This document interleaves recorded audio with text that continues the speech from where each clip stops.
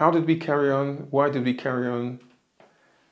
We felt it only right to keep Daniel's legacy going. Daniel made it very clear to Beverly before the end that please keep the work going, don't stop.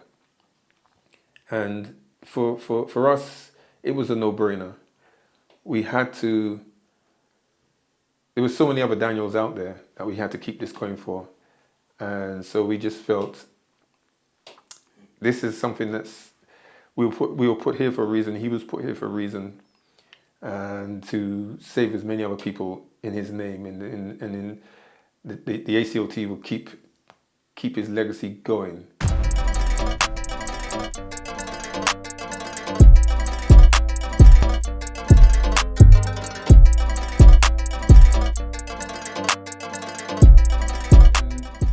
December 1995, we get notification from our local home care team that the new blood tests that they were doing at home highlighted that the blood cancer, the leukemia, was returning. And it was confirmed in a meeting at Great Ormond Street Hospital in January 96 to me and Beverly that Daniel had relapsed. To be diagnosed is bad enough, and to go through all that treatment and learning curve. But then just as you think you're coming through the other end, to hear relapse, this new word, meant that Daniel will have to go back on 2 more years of chemotherapy, multiple blood transfusions and all the rest. And he would need a stem cell, or the old term, bone marrow transplant. And for myself and Beverly, it was like a wake-up call. Okay, he needs a transplant. Let's sort it out. And they said, well, if Daniel was white, British, white, Northern European, you'd have a far better chance of finding the match. And we were like, what's race got to do with this? And they said, race has got everything to do with this. Because Daniel is black, his chances would be well over 1.25 million chance of finding the matching donor. What if he was white? Well, that's closer to 1 in 4, 1 in 5.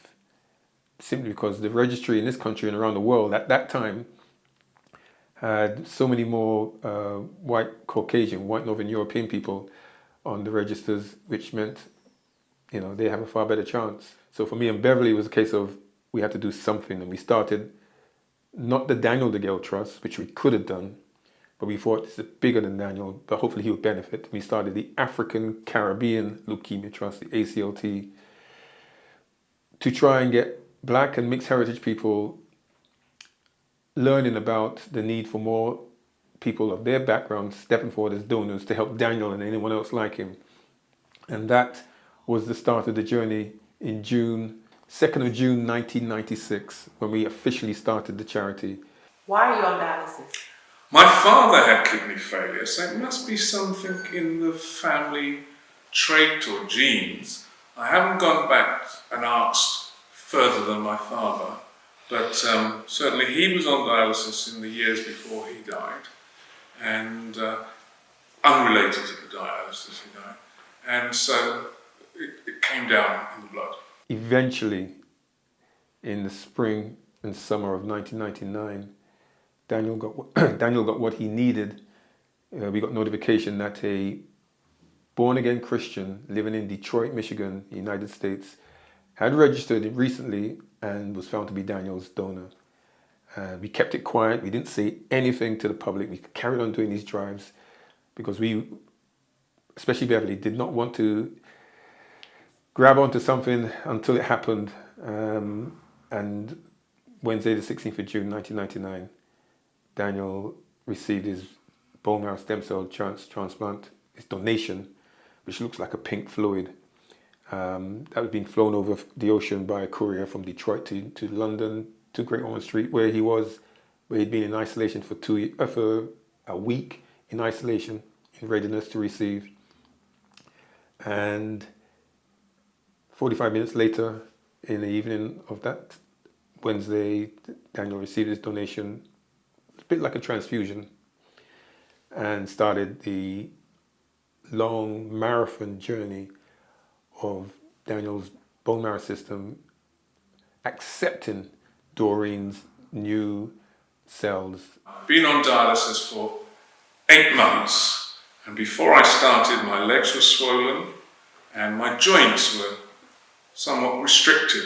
But from the very first session, the dialysis has worked, taking out fluid, taking out the toxins. And although I lost a lot of weight, I'm gaining it back again. And I'm feeling very well, actually. People have been kind enough to say that I'm looking well. When you have someone who can be fine this week and then next week they're in hospital for 10 whole weeks, you can't possibly imagine what that does for them.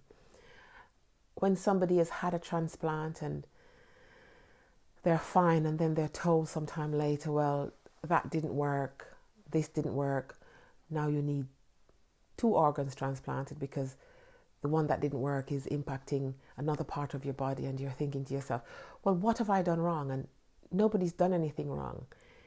It is simply a matter of science and what happens in some people's bodies. Some people are blessed enough to never have to go through any of this, but some people aren't, and those people need us. It is necessary for people like myself to do these projects simply because the levels of donation in our communities are quite low. Myself and Beverly in the charity just kept pushing on, and we were doing registration drives around the clock. We would be disappointed when we got 300 rather than 600 and 700. That's how high the bar was raised, and it was. But we carried on, and when we announced that Daniel had his transplant, there was euphoria all over. We had Good Morning Britain, GMTV, battling against Choice FM in London to break the news, and we did a deal where we said if in London, London can have Choice FM and London Tonight nationally, GMTV can break it, and it was fabulous. It was euphoria all over the place. So, and we've carried on ever since, doing this work and finding donors for so many others. I watched my mother come from being a shell of what she used to be when I knew her as a child, to literally walking past her on the street, because after her transplant, my mother looked so good that I didn't recognize her 3 months after she had come out on the street. She had gone to the shop, and I walked past my own mother, and it's only when I heard her call me by my middle name, which she calls me, I heard the gentle Vivia, and I'm like, I turned around and I'm like, Mommy? And it dawned on me that my mother's complete body had changed. Her color had changed. How she looked had changed. Her eyes lit up because she's had this transplant after being on dialysis for almost ever. How do you feel about the long wait some people have, including your dad? Well, I mean, they are actually keeping you alive, so it's not a matter of begrudgingly saying, I'll wait. They are keeping you alive, and if they didn't do the process, and if they didn't attempt the transplant, then you would be dead. I had a miraculous transplant. I waited 6 months and 1 day on a list. Oh, how I would love for that to happen to everyone. In fact, I want people to wait as long as it takes to get a team and a theatre together. I don't want people to be waiting for months. I don't want members of my community to be languishing on transplant and blood donation lists. I don't want people to be getting unnecessary antibodies because the right blood is not available for them. I want everybody to be well. Maybe I live in a world where my glasses are rose tinted, but that's what I'd like for everybody else. I think people have got their beliefs, people have got their concerns, and you can't dismiss them, and you can't overrule them, and you can't override them. If you can come up with rational arguments and leave it up to them to make a decision. I mean, for me, the big thing at the moment is the transplant of genetically modified pig's kidneys into people. There's just been a successful trial in America, and I think somebody's recently come out of hospital. Now that's going to raise a lot of ethic issues, religious issues. But if people are open to it, it could cut the waiting list for transplants dramatically. In our communities, the need is just so much more, because we're heavily represented in the statistics for the need for blood and organs, but donation levels within our communities not as high as they should be or could be. And I believe in the goodness of people, and I believe if I continue and I continue and I don't stop appealing to people to donate, help somebody, help save somebody's life. And I do say to people that they should find out about it, and they should make sure that they either have an organ donation card or make it clear to a relative that they want their organs, should it happen, to be transplanted, and should they be suitable. Help to improve somebody's life.